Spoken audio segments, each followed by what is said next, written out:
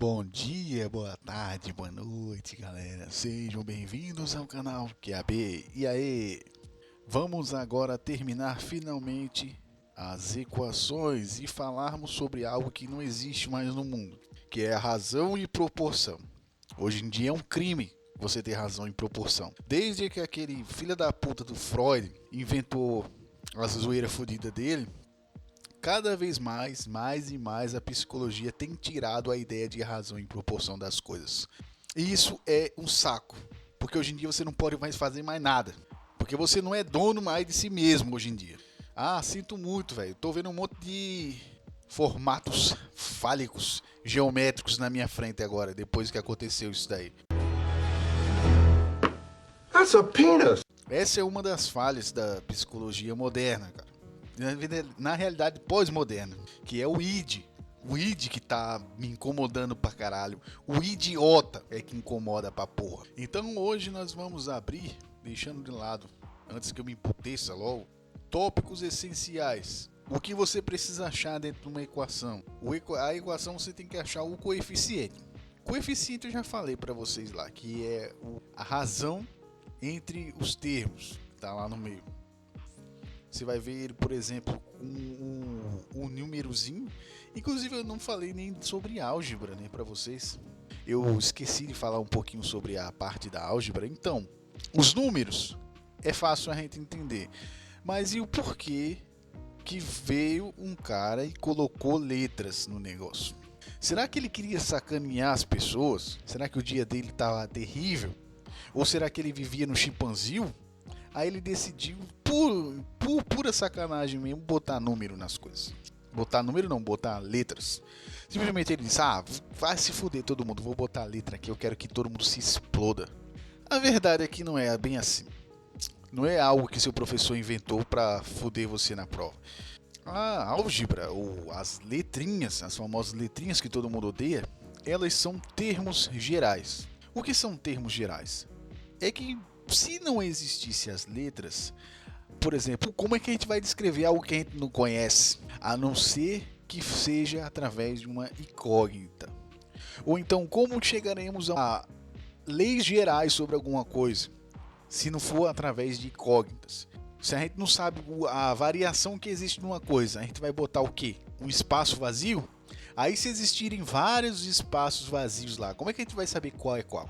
Então é aí que surge a ideia de botar letras, porque as letras são variáveis, ou são coisas que nós queremos deixar num termo mais geral, que serve para você só botar os números lá e dar certo, ou então é só algo que você desconhece. Mas entra na primeira opção, então é a mesma coisa.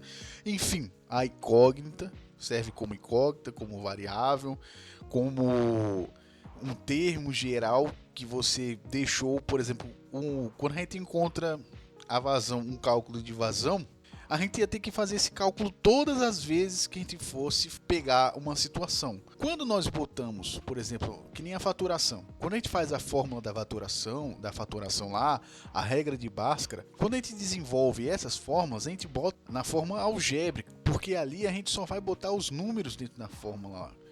Fica muito mais fácil. Então é para isso que usa letras. Às vezes letras, elas são os coeficientes dentro da equação que a gente não conhece, a gente quer entender se duas coisas são iguais. Esse é o porquê das letras. Se duas coisas são iguais, como vocês viram anteriormente, então a gente tem como fazer uma manipulação algébrica dentro da equação para saber o que é essa incógnita. Tem 6 APs e 12 moradores nesse prédio. Se X for igual ao número de APs com televisões e Y igual ao número de pessoas trabalhando, quantas TVs a gente pode roubar? Essa é a graça da equação e é por isso que a gente coloca incógnitas. Não é para foder tua cabeça, porque a gente não sabe e quer saber. O que é esse termo que a gente não conhece? E através de uma construção de algo que é parecido com ela, a gente chega nela. Ou a gente pode até se aproximar, não chegar exatamente nela. Essa é a graça da equação e esse é o poder da equação. E o coeficiente ele vai estar multiplicando alguém lá, um termo. Como, por exemplo, eu recebo um salário por hora, não sei quanto por hora. Vai estar multiplicando lá as horas que você fez. Que a gente vai entrar em outro assunto agora, que tem a ver com isso, que é o termo dependente e o independente. Também isso aqui é de extrema importância. Já falei nos vídeos de tecnologia sobre o termo dependente e o independente. Dentro do mundo da engenharia, existem vários termos, independente, dependente, o caralho a quatro, de tudo que você imaginar na sua vida tem. Mas aqui, nos cálculos mais simples, sempre vai existir um que depende do outro. E na física, a gente vai ter esse termo aqui, ó, em relação a variação de alguma coisa em relação ao tempo. Vocês vão ver muito isso daí. Que na verdade ele está querendo descrever isso aqui. Qual é o termo dependente e o independente? Só que em vez dele falar isso daí, ele fala de uma forma mais tranquila, que é em relação a velocidade varia em relação ao tempo. Um exemplo, a posição varia em relação ao tempo. Então ele tá descrevendo quem é o dependente e quem é o independente. Nesse caso aqui, a velocidade, ela depende do tempo, a variação no tempo. O tempo é o termo independente e a velocidade é o termo que depende. Outro caso interessante, eu tenho um salário, eu recebo R$50 por hora, ou seja, o valor de R$50 vai depender das horas. Faço quantas horas? Ou seja, o valor ele vai ser variável. Esse valor sendo variável, ele vai depender da hora, que é a mesma coisa aqui de em relação. Em relação a alguma coisa. Quando um termo varia, esse termo varia em relação a alguma coisa.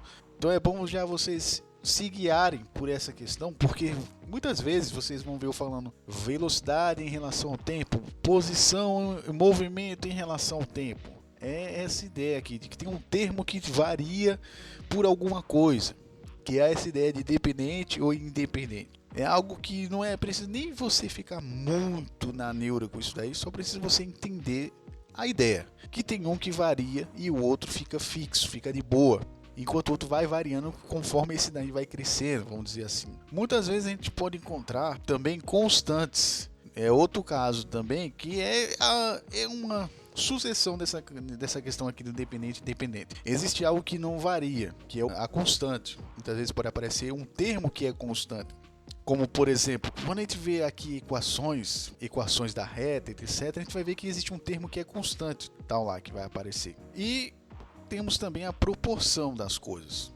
Geralmente isso aqui é um ponto que é meio difícil das pessoas ver quando entram, que é a questão da proporção dentro da divisão também. Porque a gente usa a divisão para dizer que existe uma proporção. E essa proporção a gente encara como se ela fosse diretamente proporcional, inversamente proporcional. Que é o próximo tópico que a gente vai falar aqui por último. O último tópico de hoje, razão e proporção. Existem coisas nessa vida que elas têm uma razão, embora hoje em dia esteja cada vez mais escasso essa ideia de ter a razão das coisas. Simplesmente a gente é uns bichos do mato governado por um id. Não existe razão em nada.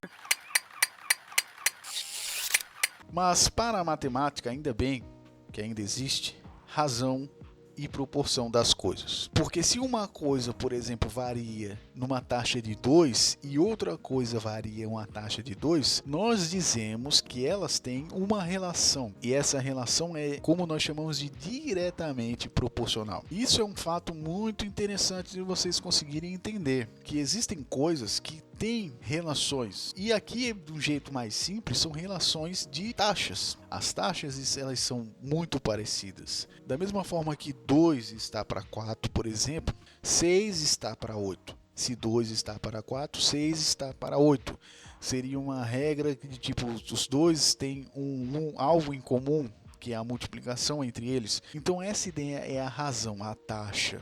E a proporção é a ideia de quanto que está evoluindo essa taxa.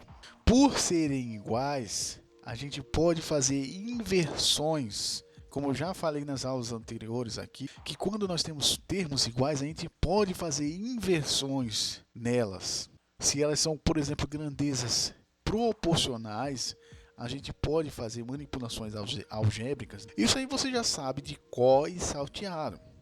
como por exemplo o cálculo da velocidade média. Se a gente quiser achar o tempo, a gente faz uma manipulação para isolar o termo do tempo. Se a gente quer achar a velocidade, a gente isola ela dos outros termos. Isso é um exemplo de razão e proporção que está intrínseco aqui. Geometricamente, falando nessa questão de razão e proporção, nós temos algo linear quando nós encontramos uma razão e uma proporção, um aumento linear da coisa.